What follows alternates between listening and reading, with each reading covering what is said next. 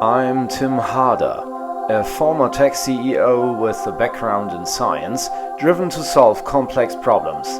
I've spent my life building systems that work, but some things don't.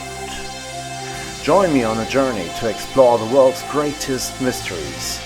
This is UnknownJourney. Searching for answers to the world's greatest mysteries.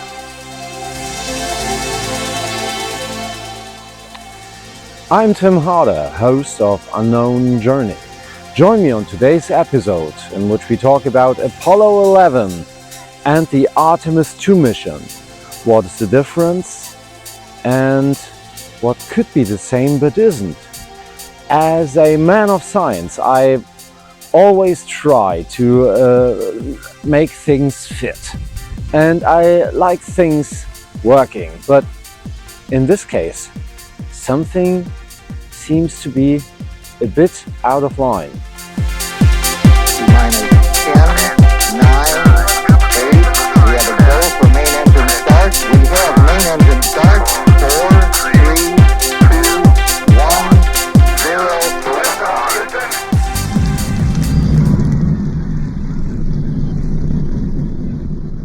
In 1969, humanity reached the moon with less computing power than a modern smartphone. 3 days. Today it takes longer. With better technology, more data, more control. So the question is, did we really evolve? Or did we lose something along the way? Now, to take a look at the SLS launch system, which is this large rocket with the boosters at each one side. Well, who is familiar with the space shuttle? We know that the boosters were a considerable security risk. Astronauts like Mike Mullane used to say that the space shuttle never was fully operational because of the heat shield and also because of the booster thing, which caused a terrible accident with Challenger. We all know the pictures, or you can look it up in the internet. I would advise you don't do it because it isn't fun. You see the spaceship exploding. Why? The booster had a malfunction. Was about the O-rings. I'm a diver, and as a diver I'm using O-rings all of the time to secure the valves, so to speak, so the valves and the tank, so the oxygen can get through. And now if you have a damaged O-ring, that can cause a breach because everything's under pressure and air might escape, and in case of a rocket, it's simply gonna explode. This is a simple explanation. I'm not into scientific details here. I'm just talking you through the rough facts so that you can get my next point properly.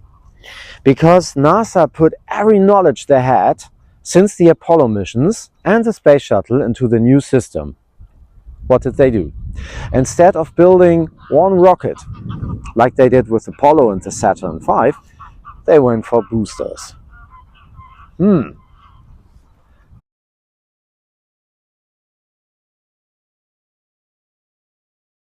This is a model of the Lunar lander, like they used back in 1969. You could fly it. It bears resemblance to a helicopter because the way you fly it, it has all axes available. So it has much different from an aeroplane. It has each and every axe you can think of, while an aeroplane goes straight and you can get to each one side. You can get upwards or downwards, and this is it. But here you can do nearly everything, which Armstrong learned the hard way when he crashed one during his test flights on Earth. Now, what I'm asking myself is, how come that the landing sites of the Apollo missions are so distant? They kept quite a distance. Of course, NASA said that it's about exploring the moon, making discoveries. But a lot of people doubted their achievements and they were in doubt. Conspiracy theories going on. I'm not a friend of these, but I must say they've got a point, because till this day, no mission managed to take pictures of the other mission, of the remains on the surface, like you can see here. This would remain on the surface, and you could photograph it, and boom, you would have proof. However, I believe they went to the moon. I do not necessarily believe that the footage is 100% real, but I think they've been there, and I do not doubt the achievement. I'm simply asking myself, how come that you take 10 days for a mission where you have so much to prove to the world right now as NASA? And I would have said, why didn't they go for 3 days like they did in 1969 and just say, okay, we're gonna show the people that it's possible? I would have liked that, because I'm a big fan of the space program, a big fan of NASA. This is not about politics here, it's really about the space program. I'm not doing politics, let me get this straight. In my hands, I'm holding a Saturn V rocket, of course, not the real one. But this one used to be the biggest thing there is to catapult humans into space. With the SLS launch system, the NASA built an even bigger system, achieving more thrust, and I think 9 million pounds or so. You can read it all up. I'm not going into the numbers here, because it's boring stuff that you can read all over the internet and in each and every NASA documentary. What I'm interested in is that this thing here had a capsule, or like astronauts say, spaceship, because like Michael Collins, the man inside the spaceship during Apollo 11, he once said that a capsule is something an astronaut wouldn't say, because a capsule is something you would swallow, like a medication. So they talk about spaceships. So the spaceship transports you into the moon orbit, and like I said, the Saturn V had interesting features, and inside the spaceship there was I think 74 kilobyte processor, which is much more or less than any modern cell phone. I think even the moon watch I'm wearing has some kind of, it's not the Omega, it's the Boulevard, which means it has some battery in it. And I think the electronics here are far more advanced than they used to be in the Apollo capsule. The difference is, humans did the steering, humans did a risk assessment, humans reacted in case of an emergency. Let me get this straight. When they approached the lunar surface with the lunar lander, they got a 1202 error, which means that this error indicated that you had a buffer overflow, as we computer scientists say. Buffer overflow means simply the computer cannot figure anything out anymore. It has too much data. In my hands, I have got the manual of the Saturn V, 1969. And it's quite interesting. When you let me take a look in there. I'm going to show you. You see the control panels over there. I hope you got it.